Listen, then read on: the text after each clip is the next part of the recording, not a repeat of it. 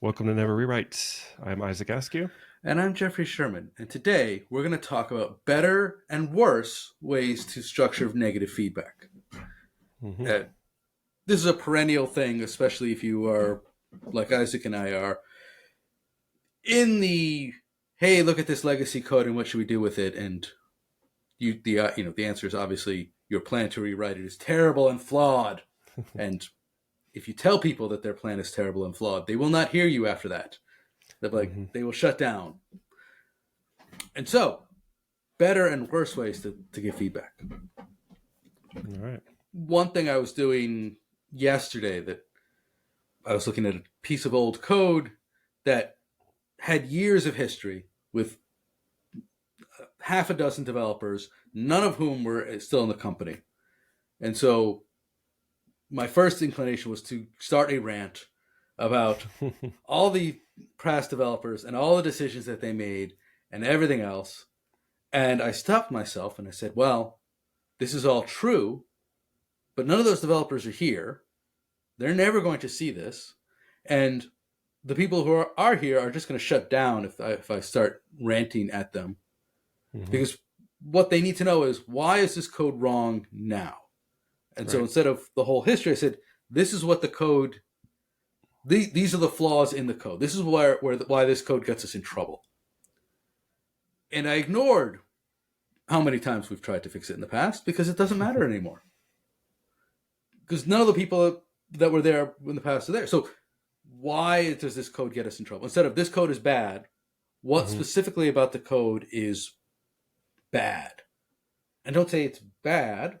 Say this code doesn't do X, which allows Y problem, thundering herd Right. problem type in this specific case. But it's not that the code is bad, which it is. It's the code doesn't have tests, which it does in this case actually. But and so that's where I wanted to go with. Give a Yeah. Yeah, go for it.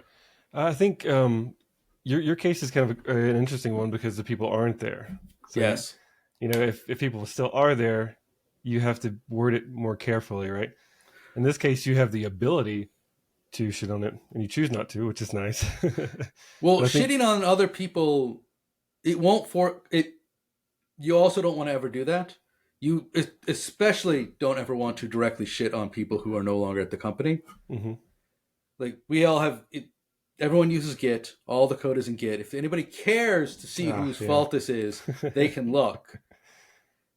But when you shit on people specifically, then it decreases psychological safety, and they're going, even if you aren't shitting on them, they fear that you might shit on them, especially behind Right. their back. It And also is so, just makes you look bad, like you're the kind of yes. person who just like shits on people's code. But I like the way that you phrased it. You're like, what's wrong with it now? Where do we go from here? Because that's other people like product are hearing whining. Mm-hmm. Oh, this is why it's this way. This sucks. And blah, blah, blah, blah. They don't really care. They're trying to. They've been tasked with getting this thing working, and the context matters as far as like what things we tried to do that failed, like Mm-hmm. pragmatic steps forward, things that failed. That way we don't do Right. them again. That context only matters because we don't want to do the same thing again that made us fail. But all the context of, oh, we shouldn't have made that decision, and because of politics, we had to swap out of a new, EM and blah blah blah. You're like, no one cares about that. Nobody cares. At this point, you're just venting, and you can do that in your one-on-one with your boss or something. But as Oh, far I as moving do. forward, I like the way that you phrased it there. It's like let's jump on the actual problem, Right. and especially hinting on the psychological safety thing. If you go ahead and immediately show your cards, I'm the kind of person who will just like jab at somebody when they're not here to defend themselves. They're gonna think, oh, this guy, do I want to work with this guy? Because he seems to be kind of a little bit of animosity to him. Yeah. Yeah. Things that I like. I try not to just say, "Oh, the previous developers did a bad job here." Instead, I will just say, "This code doesn't do what we need it to do," Yeah. and then explain what it doesn't do and what we need it to do and what it doesn't do. The shortfallings. hmm When I do encounter some really old code, especially in languages that have evolved greatly over the years, in this case, I'm talking about PHP. if you find code, PHP code from like 2008, it, and you look at it in the modern thing, it still works, but it is inherently bad code because PHP in 2008 didn't have classes.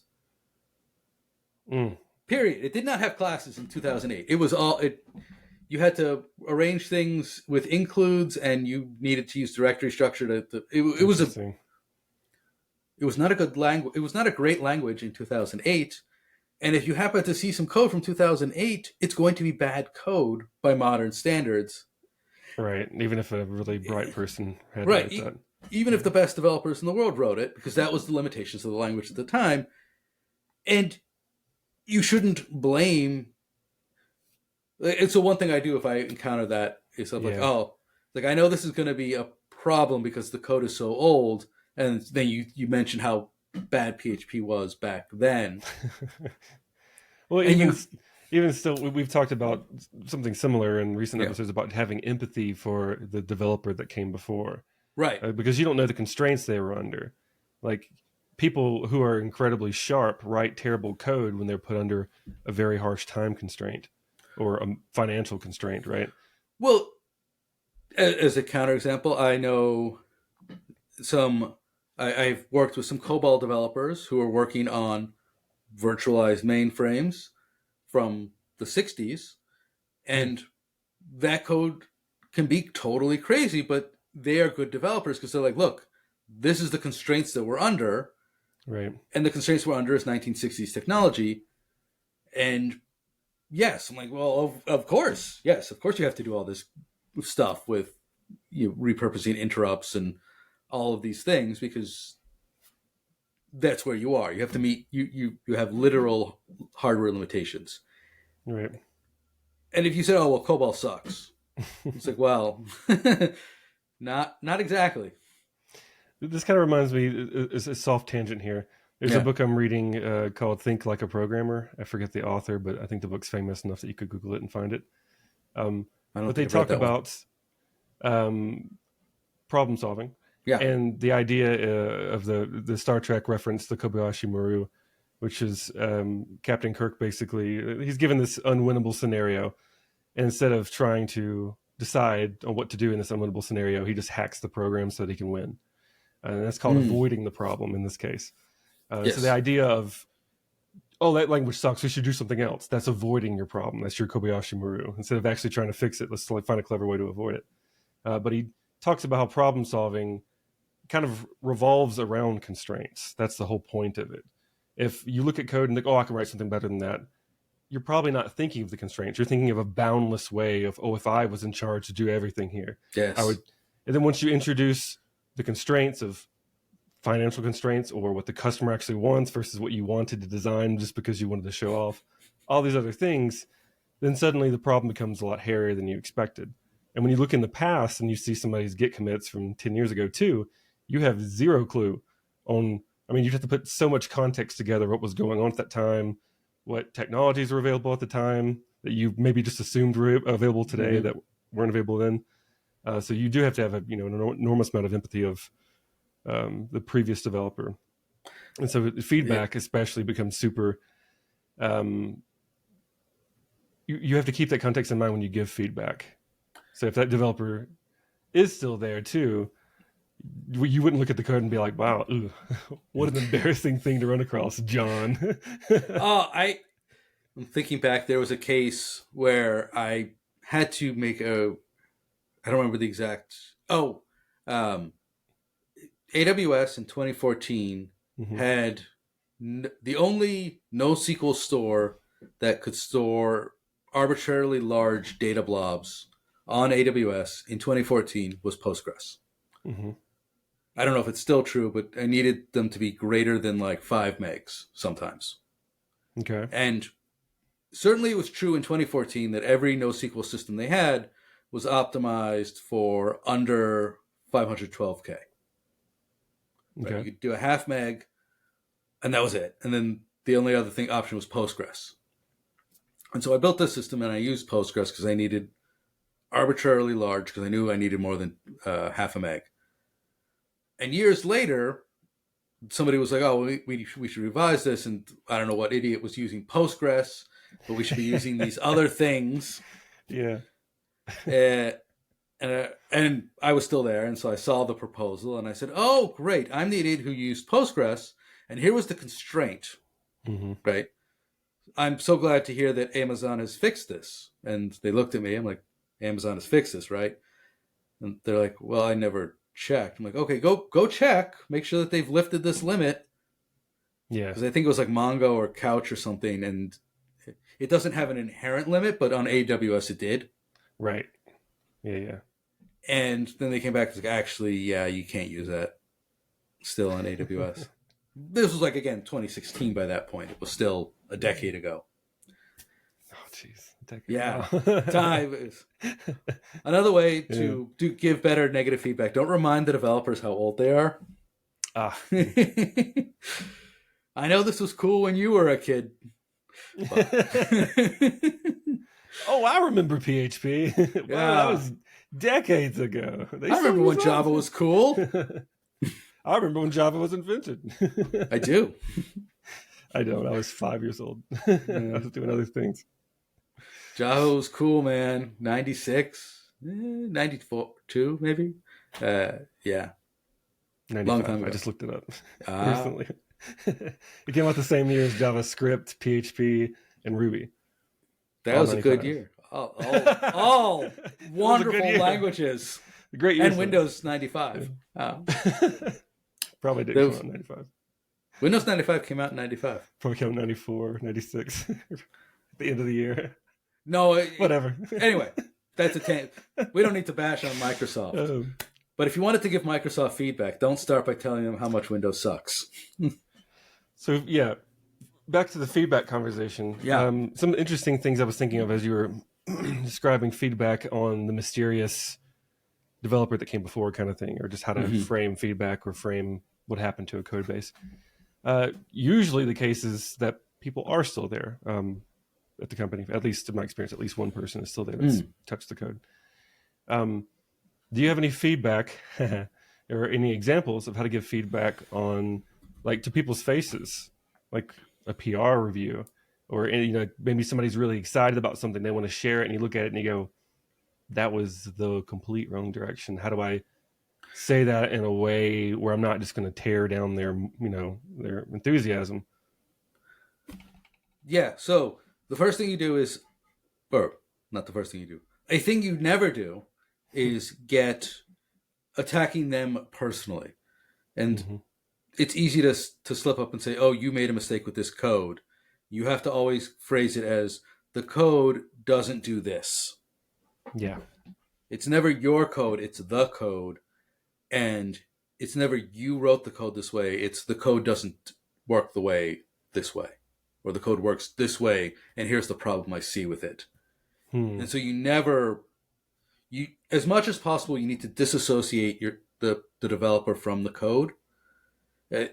Because people associate themselves with something and then they feel attacked if they get attacked. This is like road rage kind of stuff.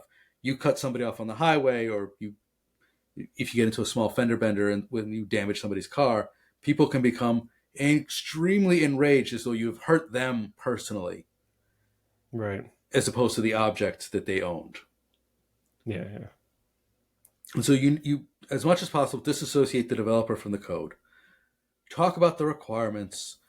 Talk about the edge case. Like, instead of saying, well, this code sucks, or this code is hard to test, point out, hey, I don't see a lot of tests. If you refactored it this way, then it would be really easy. You could write all the rest of the tests. Yeah.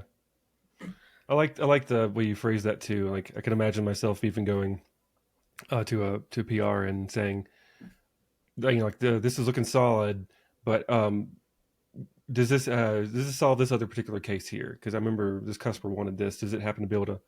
Can you extend it to do this as well?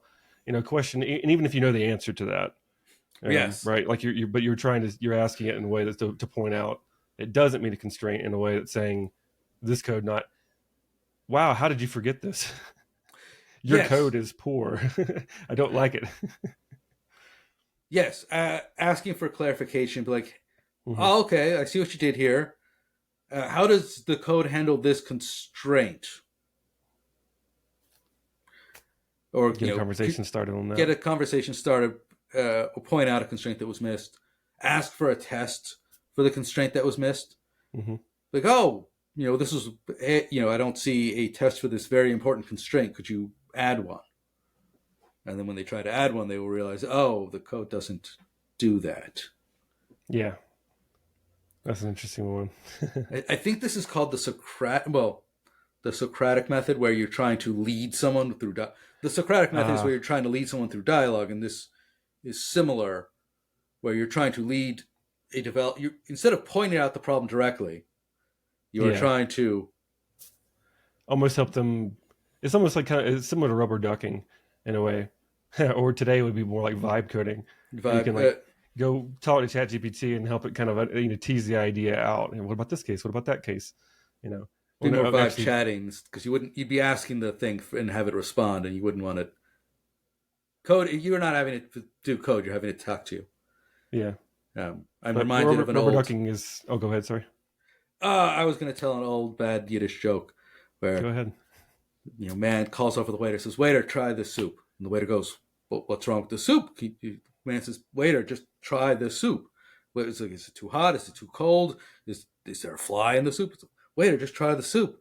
The waiter continues to diagnose the problem and make the customer happy. Finally, says, "Okay, sir, I will try the soup." He looks down. "Where's your spoon?" And the customer goes, "Aha! Aha!" Okay, that's a very funny one, especially the inflection on your ahas. Yes, you gotta give it that slightly Eastern European. Okay, so why did that remind you of that Yiddish joke? Tie that back in. Because instead of the customer just telling the waiter, "Hey, I need a spoon," he made the waiter figure it out, or he put a challenge in front of the waiter: "Try my soup," which was impossible because there was no spoon. Mm-hmm. Instead of telling the waiter, "Hey, you forgot a spoon." I got you. Okay. Yeah, it's not always efficient. That's kind of what I was getting at with rubber ducking or vibe coding or whatever. Because if you rubber duck and just you're basically saying out loud, or this is the way I rubber duck at least, where I go, "Okay, why is it doing that? I did it here, and I made this code to talk to that." Then and you're stepping through each thing, and then suddenly it clicks. I've forgotten this important component that would have done it and fixed the issue. So that's kind of like Socratic leading of yourself almost. Right. By putting it in terms so that you can explain it to somebody else, even if that somebody else is an inanimate object, you will see the step that you missed. It's almost kind of like people say you don't truly know something until you can teach it. Yes. So if you're trying to teach it, then you have to realize, oh, well, how am I going to explain this? And if you suddenly find you can't explain some parts of it, then perhaps you didn't know as much of that thing as you think you did. And you need to learn a little bit more about that so you can teach it that way. Yeah. All right. Any other kind of feedback related things? Let's see. We talked about feedback on, well, not necessarily, I guess, feedback on code that doesn't have a developer, feedback on code that has a recent developer, and how to leave feedback on their MRs. Any other kind of feedback related things?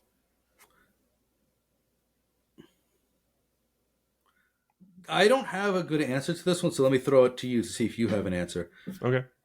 I know how to give negative feedback on code in a way that the developer will hear it, not shut down, and be able to respond. And an added benefit of doing it that way is if you are wrong, they can say, "Oh, it's handled this."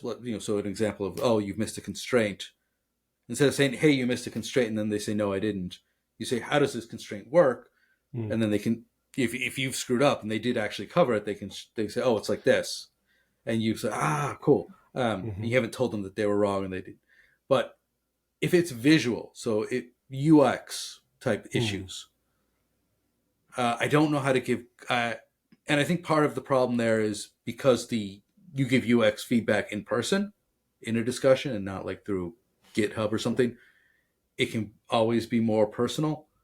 But how do you give negative feedback on UIs and UXs without making it personal, or so that it can be heard better? Got it. So this is not a developer creating it. It's the person designing a good UX experience, like more like a Figma flow, giving feedback on a Figma flow. Yes. Got it. Okay. Um,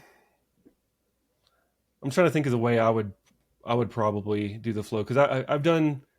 I think we talked about this before too, where I had this magic link flow, and we didn't. There was like a flow where we didn't want to solve a problem. We didn't want to make it easier to log in for a crazy case because of churn. Hmm. But I think before, I guess I'm answering this question in a way not to do it, essentially, because I think before I have kind of come across like, why in the world would you want this flow to behave this, or why would you not have the solution handy? Like, why would you only have the the the login flow available, or like the only way for you to claim an account was like to reset your password because it just made it an account for you, but basically gave you your portal without you setting a password, just so like to reduce friction. And so the only way you could actually get back into your account was to reset your password to set it for the first time, which I thought was ridiculous. It's like a crazy flow. So they're like, oh, we're going to make a magic link flow to solve this problem. And I'm like, who in their right mind designed the original UX flow? And that's a really terrible way to phrase it, because like I was so shocked by, to me, what was a very bad experience, that I couldn't think of a way in which that would be an acceptable solution until someone told me the constraints later or why they had to do it that way. And then I'm like, okay, I shouldn't have come across so hot, you know? So I think, and the same thing is maybe just asking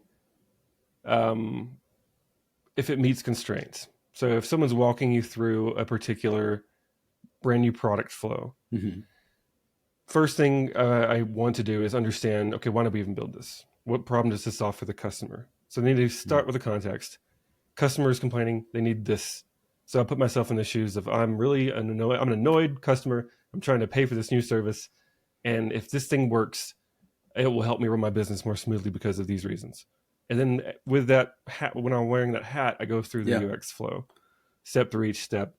And then if I see something missing, I would probably do something similar in the same way, where you don't attack the design, you point out the same missing constraint. Like, okay, well, if John is trying to upload his contacts, but what if he's got like a 1 gigabyte file of contact information? Not because of how many contacts are in there, but because of how much columns are on each contact, for how much information he's got on each contact or whatever, and then can it handle that flow? Or, obviously it'll take a long time. So are they just sitting there waiting? I don't see a kind of like a waiting screen flow. So what do they see if it takes a long time? Would be a better way to do it. Not, are they just sitting there waiting? Which was what I just said. But that's my developer mindset. Right. But, instead of going like, what happens if it takes a long time? What do they see? Can it handle this in the back end? Like all these things of like, if I'm stepping through the flow, especially because Figma designs show the flows between screens, but not necessarily error states. Like what happens if something goofs, like an error message or something. Yeah. So that's kind of how I would give feedback on that flow. And if something was missed entirely, I would probably just try to phrase it in the same way. Like, okay, well, I'm John. I'm trying to do this thing for the business, and I've landed here. So, and where's the part where it helps me figure this thing out? And they go, well, we're going to do that next. We decided to do this thing first because it's a smaller piece. We can get it out faster. Okay, cool. That way you can tease out why it's missing without attacking, because they might have a good explanation for it. So I think kind of a similar flow, understanding the constraints and then asking in a non-personal way, can it handle the constraint? And if not, why is it missing? Yeah, it sounded very similar. Of point to constraints, not talk with empathy, but have empathy for the user, or have empathy. I guess just really it's talk about constraints, have empathy, don't make it personal.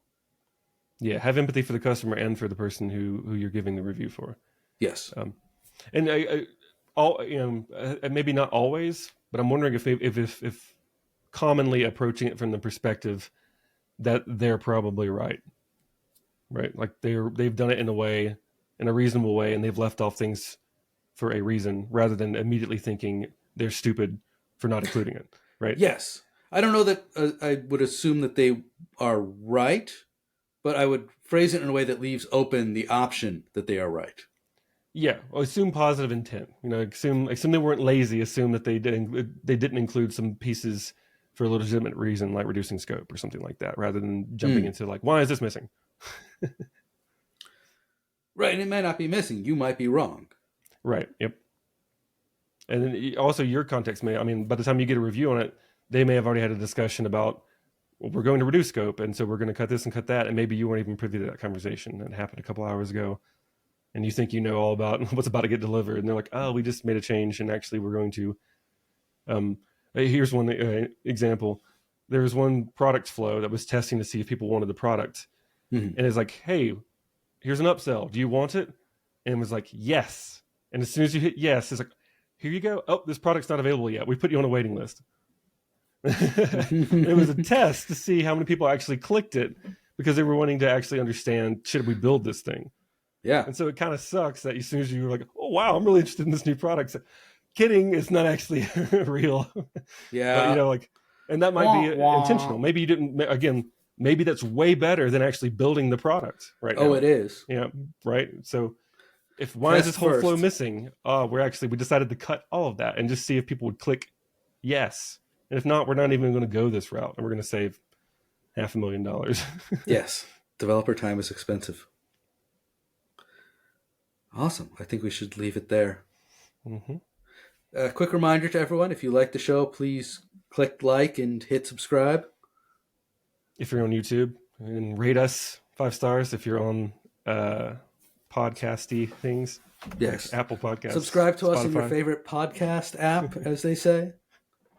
They being wherever us. You see us. Promote us, share us on LinkedIn, along with like all these different tips and how traumatic events to you have helped you understand B2B sales. Yes, give us negative feedback gently. Use this episode to respond to us. Let's have a viral conversation in any of the comments. Excellent. All right. Thank you all for listening. I'm Jeffrey Sherman. And I'm Isaac Askew, and this is Never Rewrite.